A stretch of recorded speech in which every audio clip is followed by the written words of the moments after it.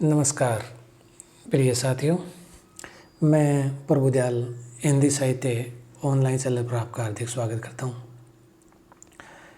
हम हिंदी साहित्य के इतिहास हिंदी व्याख्याता कोर्स में आदिकाल पढ़ रहे थे। आदिकाल में रासो, राज साहित्य, नाथ साहित्य और सिद्ध साहित्य को विस्तृत रूप से पढ़ चुके हैं। इसके लिए आप अपनी पूर्व कक्षाओं को देख सकते हो।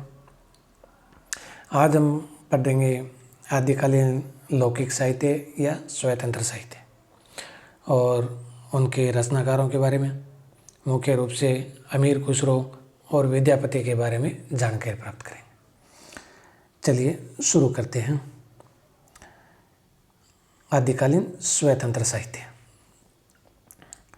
आदिकालीन स्वतंत्र साहित्य में वो साहित्य हो गया जो कि आदिकाल में तो रचा गया हो, लेकिन जो उपरोक्त यानी हमने प्रमुख प्रवृत्तियाँ पढ़ी जिसमें रासो, रास, सिद्ध और नाथ, इनके जो अतिरिक्त स्वच्छंद रूप से लौकिक विषयों को आधार बनाकर जो साहित्य रचा गया, जो रचनाएं रची गई, उन्हें ही आदिकालीन स्वतंत्र साहित्य या आदिकालीन लौकिक साहित्य में शामिल किया जाता है।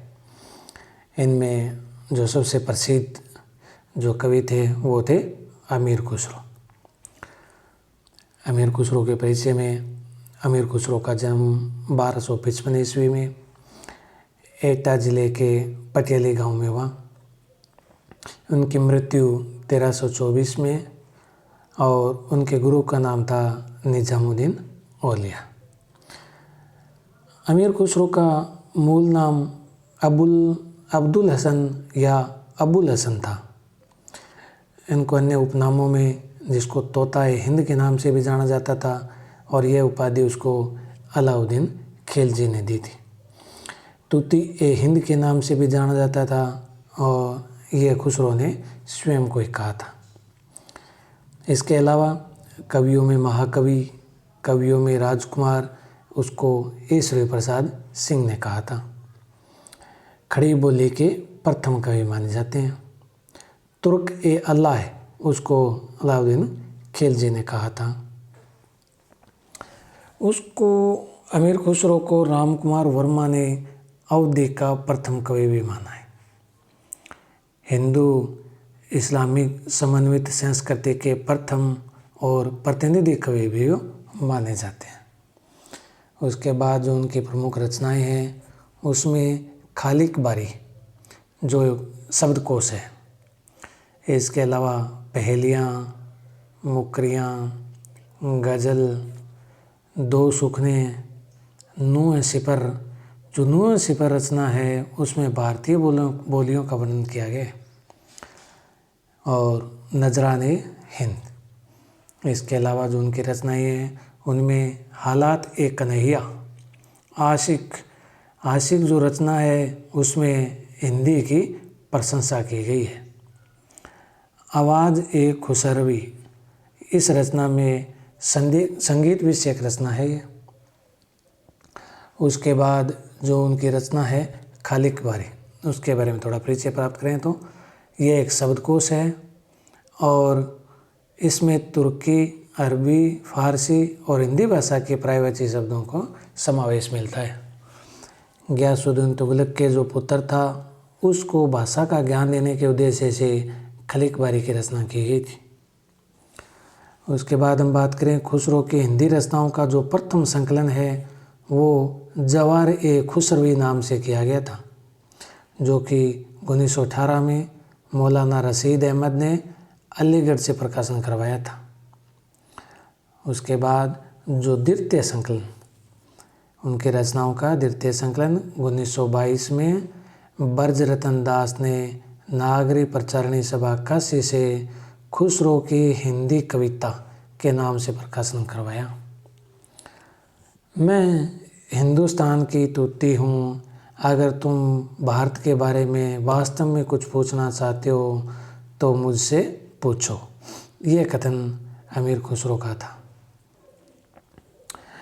एक डॉक्टर कादरी हुए, उन्होंने खलिक बारी को खुसरो की रचना ही नहीं मानते हैं। रामचंद्र शुक्ल ने जो कहा है कि इनकी पहेलियाँ और मुकरियाँ प्रसिद्ध है, इनमें उक्ति वैचित्र्य की प्रधानता थी।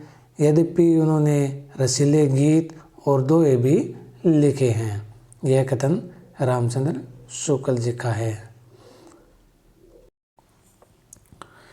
कबीर की अपेक्षा खुसरो का ध्यान बोलचाल की भाषा की ओर अधिक था। उसी प्रकार जैसे अंग्रेज़ों का ध्यान बोलचाल की भाषा की ओर अधिक रहता है। यह कथन रामचंद्र शुक्ल का है। जो खुसरो के बारे में विशेष कथन है उसको भी शामिल किया गया है, क्योंकि इनमें से बहुत बार प्रश्न पूछे जाते रहे हैं। खुसरो की हिंदी रचनाओं में 2 प्रकार की भाषा पाई जाती है। ठेठ खड़ी बोलचाल की भाषा पहेलियों, मुकरियों और 2 सुकूनों में मिलती है, पर गीतों व दोहों की भाषा ब्रज या मुख प्रचलित काव्य भाषा है। यही ब्रज भाषा देख उर्दू साहित्य के इतिहास लेखक प्रोफेसर आज़ाद को यह भ्रम हुआ कि ब्रज भाषा से खड़ी बोली निकल पड़ी। यह कथन भी रामचंद्र शुक्ल जी का है। उसके बाद खुसरो के बारे में जो विशेष तथ्य हैं, खुसरो हिंदी के पहले कवि हैं जिन्होंने आदिकाल में मनोरंजनपूर्ण साहित्य लिखा। यह कथन हजारी प्रसाद द्विवेदी जी का है। खुसरो ने लोक रुचि को ध्यान में रखकर साहित्य रचना की है। उनकी रचनाओं में तत्कालीन संस्कृति की झलक भी विद्यमान है। वे सही अर्थों में जन कवि थे। यह कथन बाबू गुलाब राय जी का है। उसके बाद कुछ पंक्तियां हैं जो उनके रचनाओं से ली गई है। चै मन तूतिये हिंदुम हर रास्त पुसी, जे मन हिंदुई पुरुष ता नाज गोयम। ये वही है कि अगर आप मुझसे कुछ पूछना चाहते हो तो हिंदी में पूछिए, मैं आपको बहुत कुछ बताऊंगा। इसके अलावा जो दूसरा पद्य उनकी पंक्तियों में मिलता है उनकी रचनाओं में, गोरी सोवे सेज पर मुख बरदारे केश, चल खुसरो घरा अपने रेन भई चहुँ देश। ये पंक्तियाँ उनका जब गुरु निज़ामुद्दीन औलिया की मृत्यु हो गई थी और वो कांधार अफ़गानिस्तान में गए हुए थे, तो वहाँ आके जब अपने गुरु को देखा तो उन्होंने ये पंक्तियाँ कही थी। और कहते हैं कि उनको अपने गुरु की मृत्यु को देखकर उन्होंने भी प्राण त्याग दिए थे। और निज़ामुद्दीन औलिया का जो कथन है वो इस तरह से है कि यदि खुदा मुझसे पूछेगा कि संसार में रहकर तुम्हारी उपलब्धि क्या थी, तो मैं अमीर खुसरो को आगे कर दूंगा। अब 2 सुकूने क्या होते हैं? 2 सुकूने जिनमें 2 प्रश्नों का एक ही उत्तर हो, वो होते हैं 2 सुकूने। जैसे कि घोड़ा अड़ा क्यों, पान सड़ा क्यों। अब दोनों का एक ही उत्तर है, फेरा नहीं था तो घुमाया नहीं था, पलटा नहीं था। यानी घोड़े को अगर घुमाया नहीं जाएगा, फेरा नहीं जाएगा तो वो अड़ जाएगा। इसी तरह पान सड़ जाएगा अगर उसको भी पत्तों को घुमाया नहीं जाएगा, तो फेरा नहीं था। जैसे दोनों प्रश्नों का एक ही उत्तर है। एक थाल मोती भरा, सबके सिर पे औंधा धरा, ये पहली है। चारों ओर वह थाली फिरे, मोती उसे एक न गिरे। क्या होता है? आकाश। उसके अलावा भी एक और पंक्तियाँ दी गई कि चूक भई कुछ बासु ऐसी, देश छोड़ भयो परदेसी। खुसरो ने हिंदी के लिए हिंदवी शब्द का प्रयोग किया था। खुसरो ने दिल्ली के 11 शासकों का शासन देखा था और खुसरो मेधावी व सुकवि था। ये पंक्तियाँ भी हजारी प्रसाद द्विवेदी जी के। उसके बाद हम पढ़ने वाले हैं विद्यापति जी को। विद्यापति जी का जन्म 1350 ईस्वी में, मृत्यु 1460 ईस्वी में और उनका जन्म बिस्पी ग्राम दरभंगा बिहार में हुआ। उनके गुरु का नाम हरि मिश्र था। वो जो 2 राजाओं के आश्रयदाता में रहे, शिव सिंह जी और कीर्ति सिंह जी। उनके पिता गणपति ठाकुर थे, जिनको योगेश्वर की उपाधि प्राप्त थी, और इन्होंने गंगा भक्ति तरंगिणी नाम की रचना लिखी थी। विद्यापति के उपनाम मिलते हैं और इनको उनके जो प्रशंसक थे या उनके अनुयायी थे, उनके द्वारा 16 उपाधियाँ दी गई थी। मैथिल कोकिल मिथिला के विद्वानों द्वारा दी गई थी। पंचानन की उपाधि हजारी प्रसाद द्विवेदी जी ने दी थी। पंचदेव उपासक के उनके जो उपाधि है वो हरप्रसाद शास्त्री के द्वारा दी गई। उनको जातीय कवि या अपरूप का कवि डॉक्टर बचन सिंह के द्वारा कहा गया।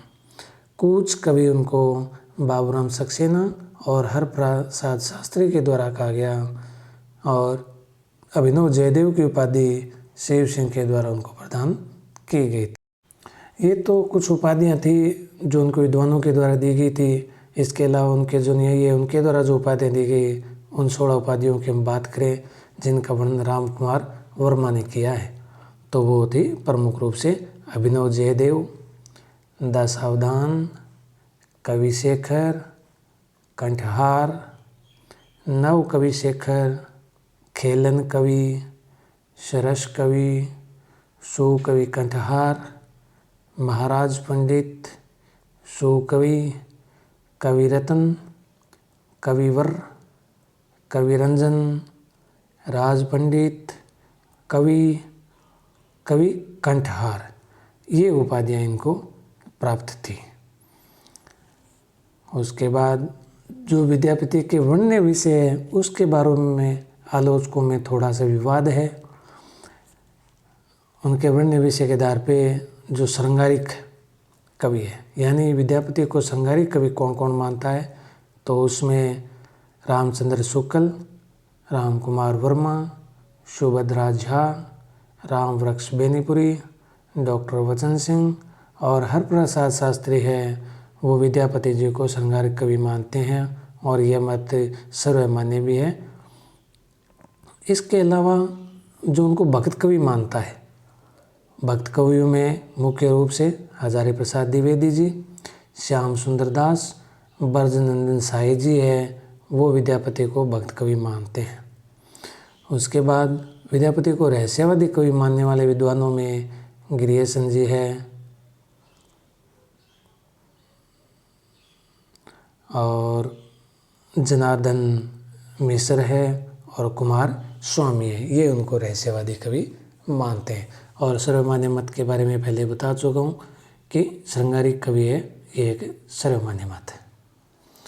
अब विद्यापति की रचनाओं के बारे में जानकारी करें तो उनके संस्कृत में जो रचनाएं लिखी गई उसमें मुख्य रूप थी शैव सर्वसार, गंगा वाक्यावली, भू परिक्रमा, दुर्गा भक्ति, तरंगिणी, दान वाक्यावली, पुरुष परीक्षा, विभागसार, लिखनावली, गया पत्रक, ये रचनाएं संस्कृत में रचित हैं। जो मैथिली भाषा में उनके द्वारा रची गई, जिसके लिए उनको मैथिल कोकिल की जो उपाधि मिली थी, वो थी पदावली, और इसका समय था 1380 ईस्वी में। उनकी जो अवट में रचनाएं हैं वो कीर्तिलता जो 1403 में है, इसमें तिरहुत के राजा कीर्ति सिंह का वर्णन किया गया है।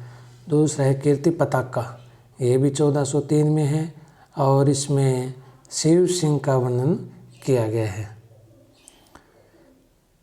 दोनों का याद रखने का तरीका यही है कि जहाँ पे लता की बात आएगी तो कीर्ति सिंह जी आ जाएंगे और पताका झंडा अर्थात शिव का झंडा आ जाएगा, तो कीर्ति पताका शिव सिंह जी। इसके अलावा उनकी संस्कृत, प्राकृत और मैथिली मिश्रित भाषा में गोरक्ष विजय नाम से उनका एक नाटक भी लिखा हुआ है। उसके बाद कुछ उनके बारे में कथन है। हम बात करें पहले कथन की जो कि बचन सिंह जी ने उनके बारे में कहा है कीर्तिलता कीर्ति सिंह के प्रत्यर्थ लिखी गई तो पदावली स्वांत सुखाए और शिव सिंह लखमा देवी के प्रत्यर्थ लिखी गई थी। इसके बाद में जो बचन सिंह ने दूसरा उनके बारे में कथन कहा है कि कीर्तिलता की भाषा को विद्यापति ने अवट कहा है। देसिल बेना सब जन मीठा ते तसन जपो अवट्ठा। उसके बाद देश भाषा में लिखी पहली रचना विद्यापति पदावली ही है, अतः हिंदी के पहले कवि विद्यापति ही ठहरते हैं। चाहे जो बचन सिंह जी है वो हिंदी का पहला कवि विद्यापति को मानते हैं। विद्यापति का प्रेम न तो रोमांटिकों की तरह वायवीय है और न ही भक्तों की तरह दिव्य है। वे अपूर्व के कवि हैं डॉक्टर बचन सिंह जी। जिस रचना के कारण विद्यापति मैथिल कोकिल कहलाए वह पदावली ही है, रामचंद्र शुक्ल जी ने कहा।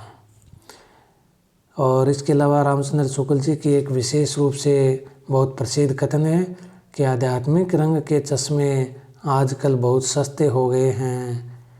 इन्हें चढ़ाकर कुछ लोगों ने गीत गोविंद के पदों को आध्यात्मिक संकेत बताया है, वैसे ही विद्यापति के इन पदों को भी सूर आदि कृष्ण भक्तों के संगारी पदों की भी ऐसे लोग आध्यात्मिक व्याख्या चाहते हैं।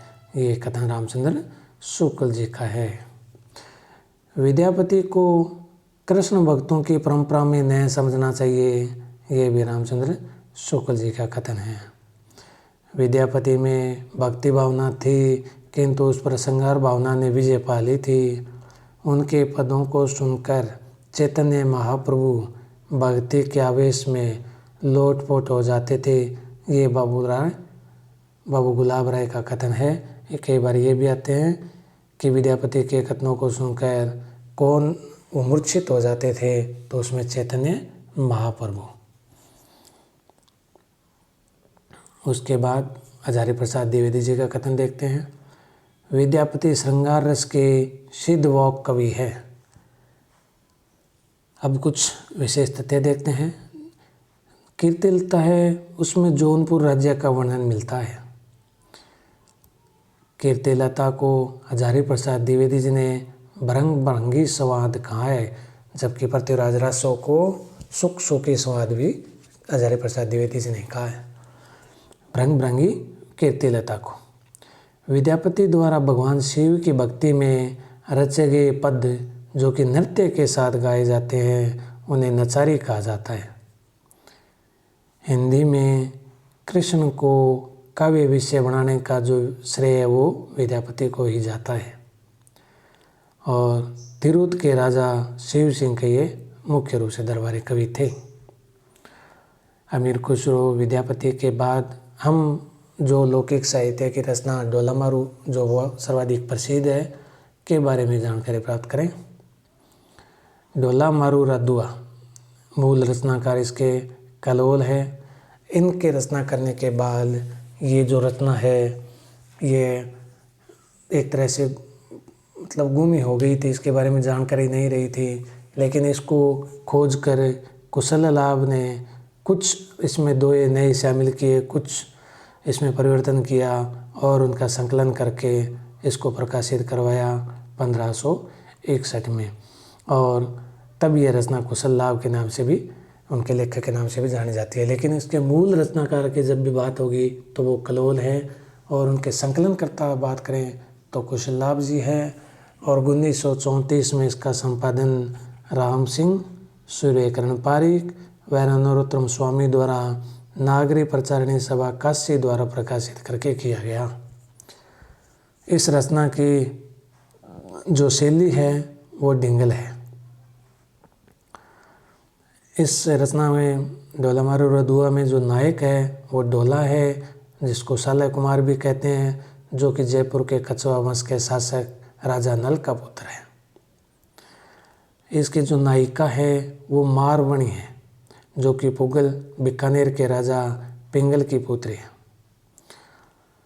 और सहनायिका की बात करें तो वह मालवणी, जो कि मालवा की राजकुमारी थी। इसका जो प्रधान रस है वो है वियोग श्रृंगार। छंद है दोहा, जिसको दुआ भी कहा गया। इसमें विवाह के समय जब ढोला और मारवाणी का विवाह होता है उस समय उनकी आयु, ढोला की आयु 3 वर्ष थी और मारवाण की जो आयु है वो 1.5 वर्ष थी। इसकी कथा कुछ इस तरह से है कि जब 3 वर्ष का ढोला और 1.5 वर्ष की मारवाण होती है तभी उनके आपस में विवाह हो जाता है।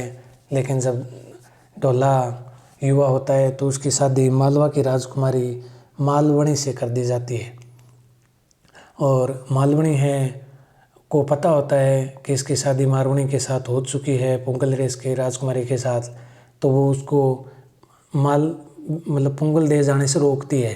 लेकिन जब ढोला को पता चल जाता है कि उसकी बचपन में शादी हो चुकी है तो वो मारवाणी को लेने के लिए जाता है। मारवाणी है वो बहुत बार गायकों के साथ, जो विदेश में जाने वाले मुसाफिर हैं उनके साथ संदेश भेजती है, लेकिन उस संदेश को मालवणी है वो बीच में ही रुकवा देती है, ढोला तक नहीं पहुंचने देती है। लेकिन एक समय जब वो ढोला को संदेश प्राप्त हो जाता है तो उसको लाने के लिए पुंगल देश चला जाता है और वो अपने साथ ले आता है। इस जो ढोला मारो दुआ है इस रचना में कुल छंद है वो 488 है।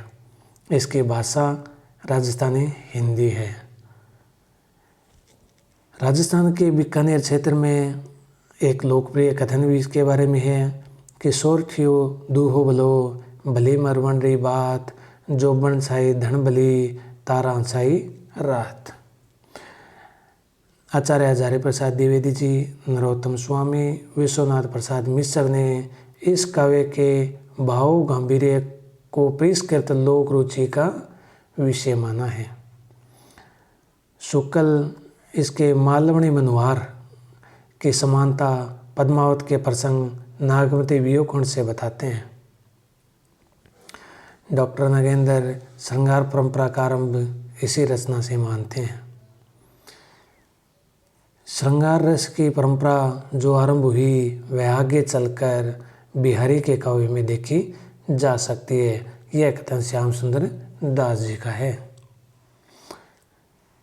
दोहा मालवणी ढोला से कहती है, जीर्ण रुति यानी जब ढोला बीकानेर पुंगल के लिए रवाना होती हैं तो उस समय वर्षा ऋतु का मौसम होता है।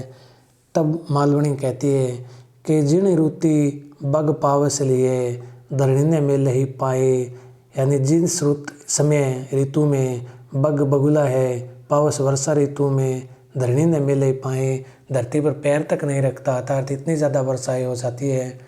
3 ऋतु उस ऋतु में उस ऋतु में साहिब अर्थात ढोला वल्ला कोई दिशावर जाई कि भला कोई दूसरे देश में जाता है क्या, अर्थात वो उनको रोकने का प्रयास करते हैं। और मारवाणी का जो संदेश है जो ढोला के प्रति देती है वो ये है, मालवणी ये मालवा की थी, मारवाणी ये मारवाड़ कह सकते हैं, अपने बीकानेर का जो पुंगल क्षेत्र है उसकी राजकुमारी थी। आडा डूंगर वन घना खरा प्यारा मीत, दे विदाता पंखुड़ी मिली मिली आवे नीत। इसके अर्थ की बात करें तो आडा मतलब बीच में, डूंगर यानी पहाड़ियाँ, वन बहुत ज़्यादा है, खरा प्यारा मीत मेरा जो खरा है, प्यारा मीत अर्थात जो मेरा मीत है अर्थात मेरा प्रिय है वो खरा है, श्रेष्ठ है। तो कि दे विदाता पंखुड़ी के विदाता मुझे पंख दे दो जिसे कि मैं नित अर्थात हमेशा हर दिन हर बार मिल आऊँ। तो ये था अमीर खुसरो विद्यापति और ढोला मारू रचना के बारे में जो भी जितनी जानकारियाँ थी, विस्तृत जानकारियाँ जो परीक्षा में आने योग्य थी।